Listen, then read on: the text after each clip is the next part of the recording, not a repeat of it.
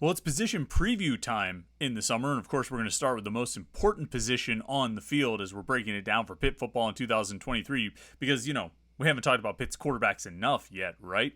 We're going to talk a little bit more and go in depth on today's Morning Pitt on youtube.com/Panther-Lair.com. All right, Wednesday edition of the Morning Pitt, youtube.com/Panther-Lair.com. It's midweek. I'm Chris Peak. That was pretty good, right? It's midweek, and I'm Chris Peak. I like that. I'm gonna have this. I could work that in like throughout the week. It's the start of the week, and I'm Chris Peak. It's the end of the week, and I'm Chris Peak.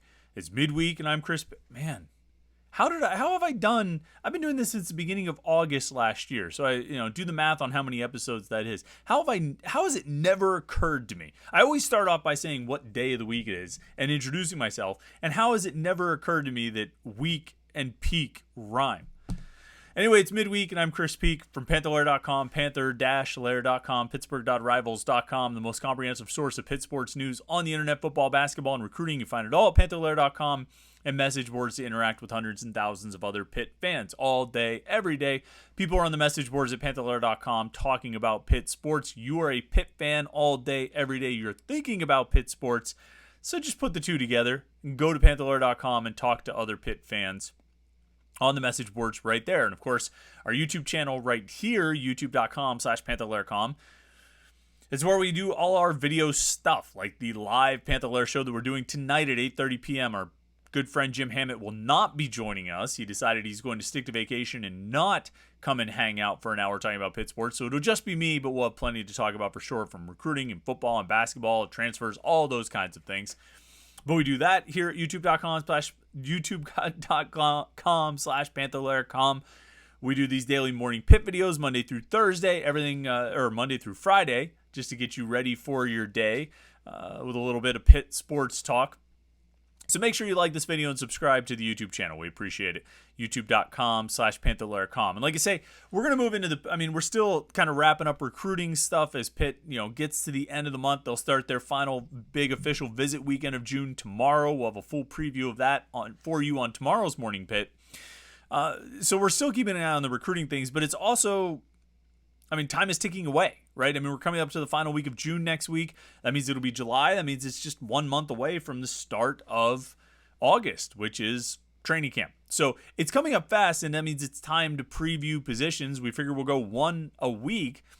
And of course, we have to start with the quarterbacks. And so I thought maybe every Wednesday we would sort of break down the position, kind of look at how it came together, who's in the room, how the room was assembled, and what it looks like for this season. And I think the situation with Pitt's quarterbacks this season. But before we get into these guys, let's talk about last year for a moment. As much as you may not want to do it, as much as you may not want to think about last season, at least in terms of the quarterback play, overall it ended up being a pretty good season at 9-4. But there's no doubt that the quarterback play was a major hindrance and held the team back. It wasn't the only thing that held the team back. It was not the only issue, the only reason they lost 4 games, but it was certainly a problem. And there weren't many games where you would say that the quarterback play led to Pitt's victory. Like, I was looking at Pro Football Focus, and the best graded day for Kedon Slovis last year, according to Pro Football Focus, for offense and for passing, was the Virginia game, when he completed 58% of his passes for 208 yards and 1 touchdown. He had, the third highest yards per attempt, I guess, was maybe what attracted Pro Football Focus to that game, but he was 14 of 24. And that game, they won it with 2 pick sixes. It wasn't even like Slovis's performance was the key to winning that game. In so many games last season, there were very few, I think, that you would look at and say he was the reason they won. Perhaps the Miami game. He had a lot to do with the Miami game.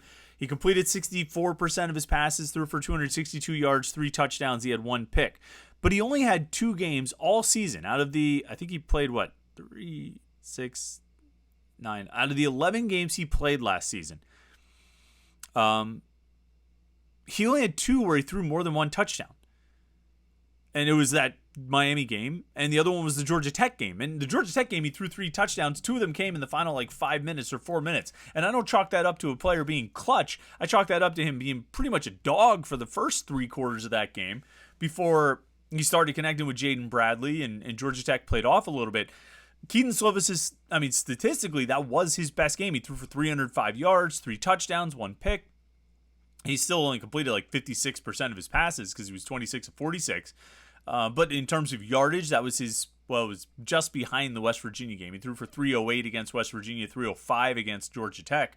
But with the combination of yardage and touchdowns, the Georgia Tech game was his best game, and he wasn't good in that game. Otherwise, West Virginia, 1 touchdown pass. Tennessee, 1 touchdown pass. Virginia, Duke, 1 touchdown pass each. Rhode Island, Virginia Tech, Louisville, North Carolina, Syracuse, 0 touchdown passes. He went a stretch where he threw 3 touchdowns against Georgia Tech and didn't throw another touchdown until the month of November in the game at Virginia. He didn't throw one against Virginia Tech, none against Louisville, none against North Carolina, none against Syracuse. I'm preaching to the choir in telling you that Keaton Slovis wasn't very good last year. And I understand that, but I think we need to, I think it's important to keep that context in mind as we talk about a lot of things. Not just the quarterback position this year, but the significance of it, the importance of it. There were 15 quarterbacks in the ACC last year who dropped back 200 times, according to Pro Football Focus. Keaton Slovis was 14th out of those 15 in completion percentage on the season. He was 9th out of those 15 in touchdown passes thrown with 10, and he threw the 3rd most interceptions of any ACC quarterback with at least 200 dropbacks last season. He was objectively bad, or at least not good. And his stat line was somewhat reflective of some earlier Kenny Pickett seasons. So we don't want to entirely just compare him to Kenny Pickett. But I do think it's important, and I've made this point before, that I think the stark contrast between the quarterback play in 2021 and the quarterback play in 2022 lines up almost perfectly in the stark contrast between the success in 2021 and the success in 2022. And again, in 2022, we're talking about a 9-win team. We're talking about a team that was able to win its final 5 games, a team that was able to turn 4-4 into a 9-4 finish, a team that rallied throughout the final month of the season and played, put on an impressive performance, and I think deserve a lot of respect. That team deserves a lot of respect for what they accomplished. Very little of it was done because of the quarterback. And quite frankly, if we even want to get into the Sun Bowl, yes, they won that game. They also got 15 points from field goals. And so I'm not even going to go so far as to say, boy, the Keaton Slovis should have not been playing. Nick Patty was a better option. Patty wasn't that great in the Sun Bowl either. He made some huge plays on that very last drive. His scramble for a first down was one of the plays of the game, if not for Ben Sauls making five field goals, which I would contend were just as big, if not bigger. Nick Patty made a couple big plays at the very end there, but on the whole, he was just okay in that game. Keaton Slovis, at his best last season, was just okay. And at his worst was something considerably worse. The Louisville game comes to mind as a game where the quarterback play almost entirely sunk the game. The defense played a near perfect game. Randy Bates would tell you they gave up 1 play here or 1 play there. But the reality is 2 interceptions at the goal line plus a red zone fumble, which wasn't Keaton Slovis, that was Rodney Hammond. Those things lost that game. And so Keaton Slovis, while I think he gets something of a raw deal here in Pittsburgh, and that's from fans, from coaches, from teammates, I can't deny that he was very not good, in 2022. And it stands in stark contrast to how well Kenny Pickett played, as well as the connection between the success they had in 21 and the success they didn't have in 22. Kenny Pickett was the reason they succeeded as they did in 2021 with a generational performance, arguably the best season by a Pitt quarterback in school history. When they didn't have that generational performance, they blew some games. They blew some games. And quite frankly, even earlier in Kenny Pickett's career, 2019, I'm thinking of in particular the Miami game and the Boston College game, they did not have generational quarterback performances that year, and they ended up blowing some games that they otherwise should have won. And I say all of this as sort of a prelude or precursor to what they're looking at this season and how important it is that they get it right with the quarterback this season. And I don't mean to say that as that they got it wrong last season. They hitched their wagons to a transfer who seemed to have a lot of upside and a guy who seemed to have a lot of potential, and they ended up not living up to it. And I think there were probably for a lot of reasons of why it didn't work out. I don't know if he was ever the right quarterback for the offensive coordinator's system. I don't know if the offensive coordinator was ever really the right coordinator for that quarterback's skill set. I don't think there was a lot of synergy there. So you fast forward to this year, and why will it be different? Why should we be encouraged? What should we believe in here? It's that connection between the quarterback and the offensive coordinator. This is what you're hinging your hopes on. You're hinging your hopes on Phil Dracovic returning to the form he showed in 2020 when he had a pretty good season. The best season of his career, certainly the best season of his career as a starter at Boston College. And that year he was working with Frank Cignetti, and the two really seemed to gel. Cignetti seemed to know what to call for Dracovic, and Dracovic knew how to run the system that Cignetti was trying to call. Now, as we've said a bunch of times, a big part of the problem for Phil Dracovic over the last couple of years has been health. He hasn't been able to stay on the field the last two seasons, and really I think even in 2020 he missed some time due to injury. And so he's got to stay healthy this year, but even more than that, I mean, staying on the field is sort of a baseline expectation and need. But you need the quarterback and the coordinator to be on the same page. I mean, they have to understand each other. And for all the things that we want to that we hear about last season, and all the this or that, and Panthers taking shots about Keaton Slovis as a leader, and maybe some of his former teammates saying that he quit on them, which all he did was transfer before the bowl game, which Jalen Barden also did, and Izzy Abanikanda and Servassier Dennis and Brandon Hill and more all sat out the bowl game, but we just hear about Keaton Slovis quitting. That's neither here nor there. But Narduzzi's shots about leadership, teammates talking about quitting, fans talking about him just being bad. For all of those things, I think perhaps the biggest issue and the one that probably would never really get talked about publicly is that the quarterback and the coordinator, I just don't think we're ever really on the same page. I don't think either one really had a great feel for the other. And maybe part of that is representative of the fact that Cignetti wasn't here when Slovis committed. That Cignetti didn't recruit Slovis and Slovis didn't commit to Cignetti. Slovis committed as a transfer from USC before Cignetti was ever hired. And so maybe that, not that created an issue, but Cignetti maybe didn't get the quarterback who would fit his offense the best. Well, he handpicked the guy that's in there now. So the quarterback room, as it stands, you know what the deal is. Boston College transfer Phil Dracovic, Penn State transfer Christian Bear, redshirt sophomore Nate Yarnell, and true freshman Ty Diefenbach. And that's your scholarship quarterback room. Two guys who could have been in the room but opted not to use the extra year of eligibility, or at least not use it at Pitt. Keaton Slovis could have been here for another year. Nick Patty could have come back for another year. I think Nick Patty, if he had been the starter all of last season, maybe he would have come back. But I think the way that whole situation went down with the quarterback competition that he did not win, I think that probably influenced him to decide to move on. And you know what? If you're Nick Patty, you got kind of a storybook ending. You know what I mean? You get to be you're the hero of the Sun Bowl, and you get to be the boy, what could have been guy for the 2022 season. The Pitt fans can look back and say, boy, if we went with Nick Patty, we would have won this or we would have won that, whether or not that's true or not. So that's your quarterback room. You have those four guys. Dracovic is all but named the starter. I think everybody knows that. I think everybody has assumed that since he committed.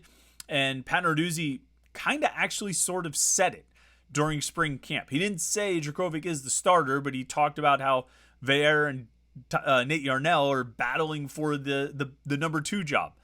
And he had a couple comments like that were pretty clear indications of how the coaching staff is viewing the situation. And I think it aligns with what we thought they would be, or how we thought they would be viewing it.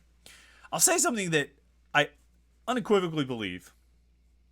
And I really do, and I think a lot of fans don't believe this, but I do for a couple of simple reasons, but it's this. If Phil Dracovic is not good, if Phil Dracovic struggles, if Phil Dracovic is not able to move the offense down the field and starts, and the offense is a liability for this team, a weakness for this team, and a lot of it can be placed on the quarterback, I believe Pat Narduzzi and Frank Cignetti will make a change. I believe that Narduzzi will say, we need to change quarterbacks here. This isn't working.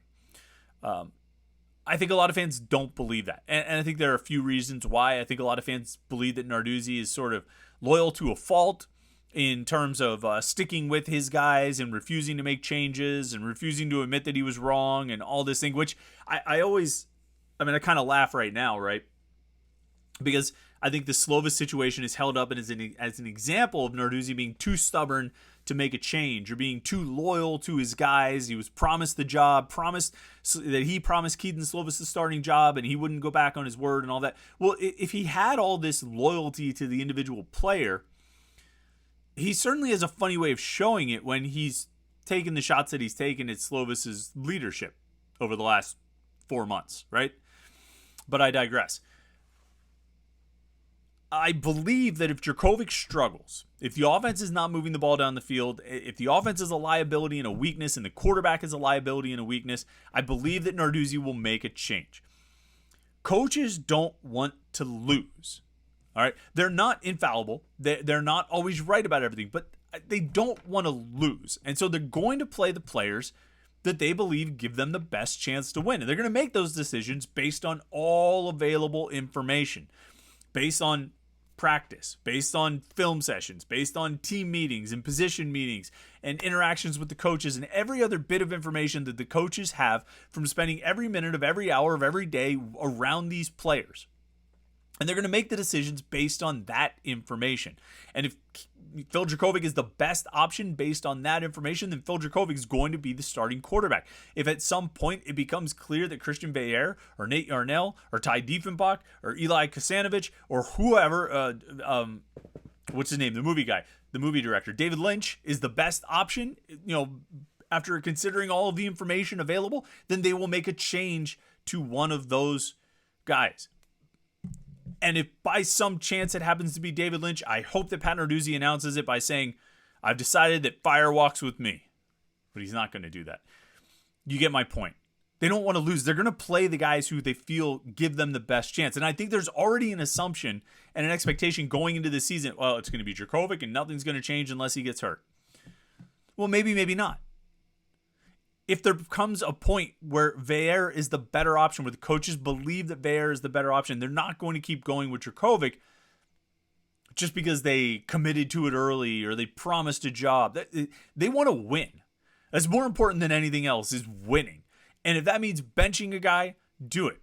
I think we have a misperception of Pat Narduzzi, or a misconception of his ideas of loyalty, and this idea that he won't bench a quarterback. I've gone over this before. He has benched quarterbacks in the past. He benched Chad Wojcik for Nate Peterman. He benched Max Brown for Ben DiNucci and then benched DiNucci for Max Brown. He benched DiNucci again for Kenny Pickett.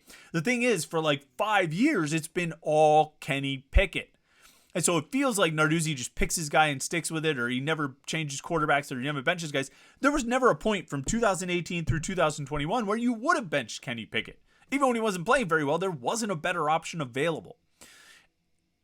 If he needs to, Narduzzi will make that change. I believe that. I think the only way that Pitt fans will come to believe it is if he actually does it. Ideally for Pitt, it doesn't come to that point, and they don't need to make a change. Ideally for Pitt, Dracovic plays well enough. What can he do when he's playing well? I think a big part of Phil Dracovic's game and a big part of where he's going to make big plays this year is when the play breaks down. You'd like to not have that happen very often. You'd like him to operate in the structure of the offense, to drop back, make his reads, and make the throws. But when the play breaks down, Dracovic can move a little bit. He's big. He's like 250 pounds or something. He can get around. He can shed some tackles almost. And I hate saying this because it's not a good comparison on so many levels, but it's somewhat reminiscent in like a early Roethlisberger type of way of being just a big guy who can run a little bit and can shed tackles and keep a play alive and find a throw downfield. It's not a bad skill to have, to be able to do that. I think that's when Jurkovec is at his best. He does need to improve at just dropping back, reading the defense, making his reads, and making an accurate throw to his receivers. He doesn't have a Jordan Addison in this group. He doesn't have a Larry Fitzgerald or something crazy in this group. He's got some good players. I think these guys probably can be better than they were last year, but he's going to have to be on point. He can't just throw it up and let Bub Means go make a play. He's got to put the ball, he's got to give him a chance to make a play, which requires a certain amount of accuracy and a certain amount of pocket presence and a certain amount of ability to throw from the pocket, which even in his best years, I don't know if Jurkovec has always had a whole lot of that. Again, a lot of what he did was getting out when the play breaks down, running around and making a play. Now, if he can do that, that's a good thing. You want to be able to do that a few times a game. You're going to get big plays out of situations like that a few times a game, but you can't be doing it all the time. Partially because it's just not sustainable, and partially because that's how you're going to get hurt. If you're out there running around like a live target, they are going to hit you. You're probably going to end up missing some snaps. So we'll see. We'll see what Jurkovec is able to do. That's when he's at his best, though. He does need to improve his accuracy, and he needs to be able to run this offense. Last year, quarterback play, particularly in the Georgia Tech and Louisville games, with the difference between going 8-4 and going to the Sun Bowl, and going 10-2 and going back to Charlotte and potentially having a shot at, and being in another New Year's Six Bowl. It was the difference. It was the quarterback play. And that was with a better defense than what this defense looks like it's going to be. I think this defense can be good. I think this defense will be good. But if I've said it once, I've said it 100 times. It's going to take some time, I think, for this defense to settle in with some of the new faces they have out there. Why am I bringing this up during the quarterback episode? Because it means that the offense and the quarterback are going to have to be even better than they were last year to perhaps potentially cover for some defensive lapses and points given up that might occur as that defense grows and comes together. It's a tricky situation. There's a lot riding on the offense this year. This is a winnable schedule. This is another opportunity for Pitt to build on the success of the last two seasons and potentially make a little more noise in the ACC, compete for the ACC, but not if the quarterback play isn't up to snuff. And that's the biggest question. That's the thing we know the least about. And that's the thing I'm most uncertain about, and it just so happens to be the most important thing. And we're going to ask ourselves these questions all summer long until the fall arrives and the games start and we actually get answers. We'll see. Next week, I think we have some things a little bit more definitive to talk about on Wednesday when we talk about the running backs. But before we get to that, we'll have the official visit preview tomorrow. We'll have the mailbag on Friday, and then we'll jump in, official visit recap on Monday. Whatever topics are big to talk about on Tuesday, we'll have lots to talk about on the Morning Pit. So make sure you like this video and subscribe to our YouTube channel, youtube.com/Panther-Lair.com. Do that, and you will never miss any of our Pitt video content right here at youtube.com/Panther-Lair.com. Then head over to Panther-Lair.com itself, the website, the mothership, to get all the Pitt football, basketball, and recruiting coverage. Panther-Lair.com, Pittsburgh.rivals.com. Thanks so much for tuning in today. I hope you've had a great week so far. Hope the Wednesday goes well for you, and we'll be back with you tomorrow for another Morning Pit. Don't forget the live show tonight, 8:30 p.m. We got that, and then we'll be back with you tomorrow for the Morning Pit. Right here on youtube.com/Panther-Lair.com.